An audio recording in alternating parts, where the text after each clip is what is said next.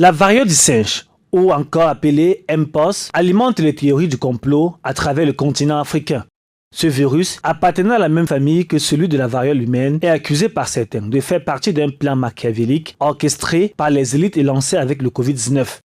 Les complotistes réutilisent leurs théories déjà largement diffusées depuis 2020 en accusant par exemple l'américain Bill Gates d'être derrière l'apparition de ce virus comme il avait fait pour le coronavirus. On se souvient encore de la peste noire entre 1346 et 1353 qui avait été utilisée pour justifier la persécution des Juifs en Europe. La variole au XVIIIe siècle, dont les Britanniques ont utilisé comme arme biologique contre les Amérindiens. Depuis janvier 2022, l'Afrique a recensé un total de 38 465 cas de variole du singe connus sous le nom de Mpox dans 16 pays, entraînant 1 456 décès, selon les données publiées la semaine dernière par Africa CDC. Le nombre de cas a augmenté de 160 degrés en 2024 par rapport à l'année précédente.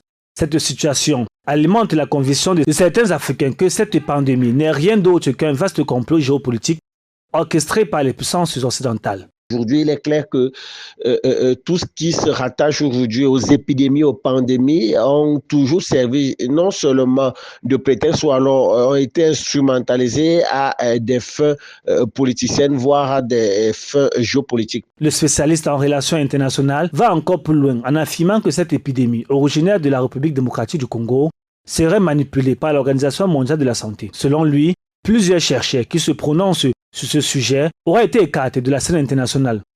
De grandes personnalités de ce monde ont reconnu de façon ouverte comme ça la volonté d'une poignée de personnes, ce que certains qualifieraient de l'élite mondiale, à véritablement mettre sur pied un plan de dépopulation justement de la planète Terre. Vous avez des chercheurs comme David Icke, qui est un écrivain conférencier américain qui l'a reconnu dans ses livres.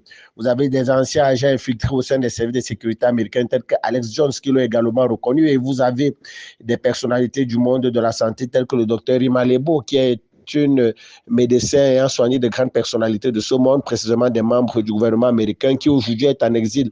L'épidémie actuelle, partie de la République démocratique du Congo, présente des caractéristiques particulières, notamment un virus plus contagieux et dangereux. Elle est causée par le clade 1 avec un variant encore plus virulent. Le clade 1B, le taux de mortalité est estimé à 3,6%.